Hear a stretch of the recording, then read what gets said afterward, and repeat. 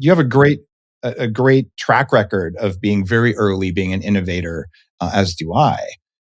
Tell me your view 25 years from now of what it's going to look like with cyborgs and humans. Well, I think the big one is the issues with AI. How is AI going to be used per se? So this is sort of not answering the question directly that you've said, but how far will AI go and how will it be relied on and used per se for itself and given control over this, that, and the other?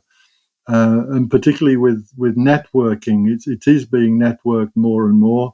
With a network, very often we can't really tell if this happens, what are the consequences going to be? It's very difficult to work that out.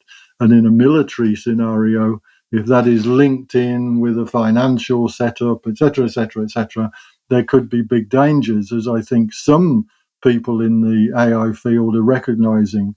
So we're getting away from the use of AI in a machine that you can switch off and switch on, and you can decide when it's going to play and when it's not going to play. This is something that is in control of a scenario, and it could be dangerous. I think then there is a need to move to the cyborg setup. The AI is not working alone, but it's working as part of you, as a network. This then we're going into a science fiction scenario. Is it iRobot even, or is it the global network involved? Whatever. I mean, is it the Matrix that we're talking about in the future? And would it occur in 25 years' time? I don't know. I think history is littered by scientists making miscalculations of how long something is going to take, or whether it's going to be, or whether it's not going to be.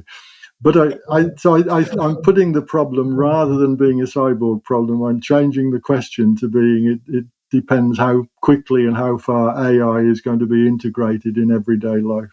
At the moment, it's going very quickly. But the reason I started laughing like that is in another life, I was the first person to sell anything over the internet. And it was a T-shirt that said "Caffeine, my drug of choice." And it was over Usenet before the browser was created. And I was in Entrepreneur Magazine when I weighed 300 pounds. And I'm wearing this double extra large T-shirt. And I was just trying to pay my tuition. Like, it was a small business. It wasn't like, a big thing. E-commerce wasn't a word. But they interviewed me and I said, in 5 years, there'll be no more need for junk mail. We'll just be able to get all of our communications on email. That was like, I don't know, 1993, was that 30 years ago? And I still get crap in the mail. So clearly, like, I'm one of those people that history is littered with, is that's why you made me laugh. Well, I've got a better story. In 97, I went to the World Economic Forum in Switzerland. And the very first day, with my wife, very first day that we were there, we met up with some guy called Jeff Bezos, who had got this back in the day, website called Amazon, which I'd never really heard of much before. And we had to go to, as we were sort of part of the system, had to go to dinner with Jeff and his wife, and we were sitting there talking before we mingled with the other people from different companies and that. And so he asked me, "What you're doing?" I'm into robotics and implants and so on and so forth. Very, he seemed, I'd not say excited about it, but interested anyway. I asked him what he's doing. I got this website, which at the time was selling books. Yep. That's really all it did. And he asked me, "Well, what do you think? Should we expand it?" And so my advice was, no, don't bother doing that. Exactly what you're saying. I thought, no, it's not really going to. Just stick with the books and make things work for that. You be safe on that. Do you still go to the World Economic Forum? Was that like a one-time thing, or is that a regular? For me, it was a one-off. Yeah, it was interesting, but not a regular thing that I had to do. No. There's some interesting schisms there because, there were two founders of the World Economic Forum. There was Klaus Schwab and the other guy, and the other guy dropped out kind of out of disgust because it was being used in a way that he didn't like. And they're big proponents of transhumanism. And I think, given their public statements, that they're the kind of people who would happily put implants in you so that, they could feed you bugs. I don't think they're working for the good guys right now, but maybe when they were founded, they did. But I also, you never know if someone goes or doesn't go, what their motivations are, right? Because, if you're working to fix a wrong, you might hang out with people doing bad stuff. So there are people who get really triggered by that idea. And I'm curious about everything, including transhumanism. I do not believe that a dystopian future is what we want. And I also believe that if I'm in control of my own biology, it's my right to put any hardware I want in my body. And that I'd be really stupid if I put hardware in my body that someone else controlled, because that's a bad idea.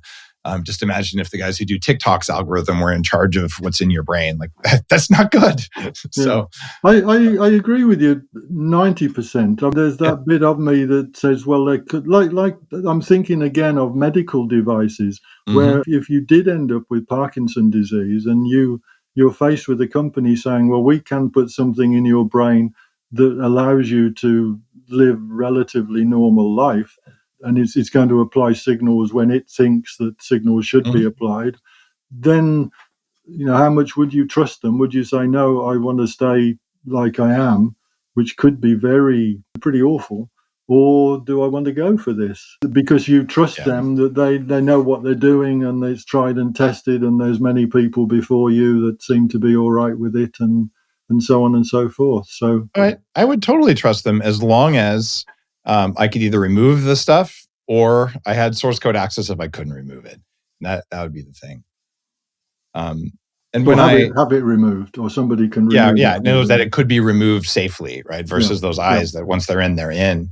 And when I look at AI and cybernetics and cyborgs in the future, what I see happening is that there will be large numbers of AI systems vying for your attention, and they will be the best at manipulating you better than the best sociopath. In fact, it's called marketing. We're pretty good at it already.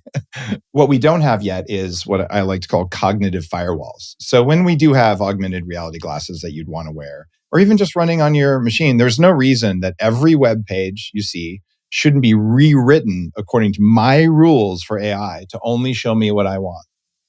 Yeah. There's no reason that every YouTube video shouldn't be automatically translated into 2 paragraphs of text instead of watching 10 minutes to see some guy with a weird face that's probably auto-generated anyway.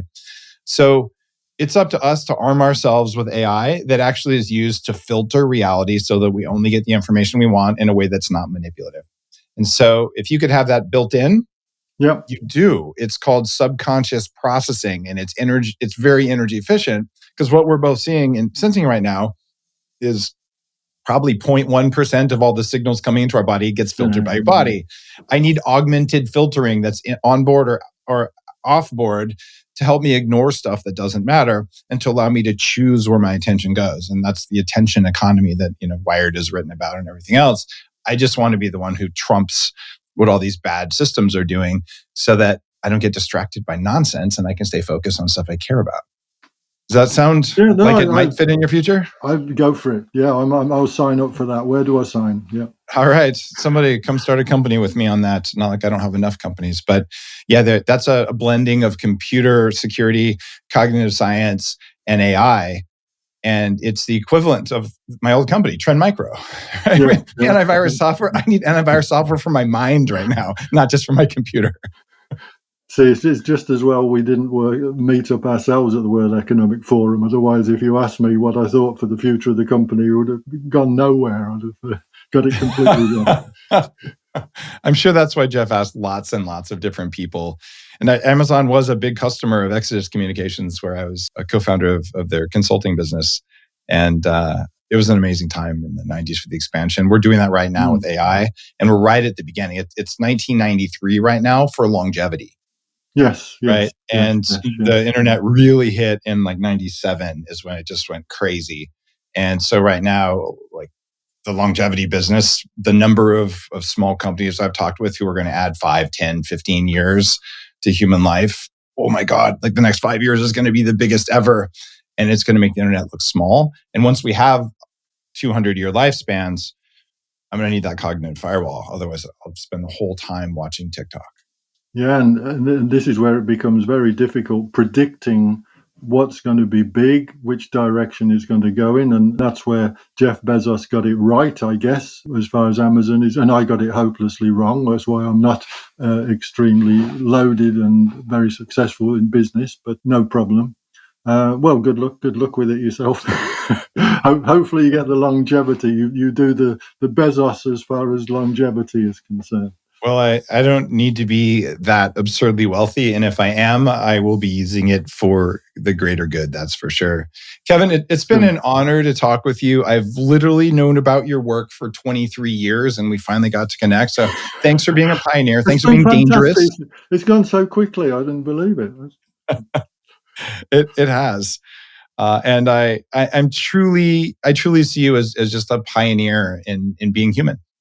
Because you're saying, well, it was worth it. I'm going to take the risk and I'm going to see what happens. And you were willing to accept the risk in order to receive the knowledge. And you did, and you shared it. And it's academically amazing. And for listeners, thank you. You know, there is a dark transhumanist future that's possible. There's also the possibility of enhancing your ability to show up in the world in a magical way. And I'm well aware of the risks. You should be too. I'm going to leave because there's linking your brain up to a computer. I think opens up lots of positives, and some of them, the possibility of thinking in more dimensions. Mm-hmm. I know I talked about communication before, but the possibility of doing that, just that one thing, you can think in maybe just 10 dimensions, whatever, which a computer, of course, can do. It can process in all sorts of dimensions. I mean, maybe just this is again science fiction, I guess, but it can change how we look at the universe around us. Perhaps it will allow us to travel much better than we can think of traveling at the moment, because we've gone almost nowhere in the universe, just to the moon, which is like an outside toilet for the Earth. There's hardly anything there. The possibility of doing the Star Trek and traveling out into distant galaxies and so on, it's got to be easier than actually having to sort of almost pedal into space. So I just hope that we can understand the universe around us in a much more complex way if we link our brains up with technology. You're listening to The Human Upgrade with Dave Asprey.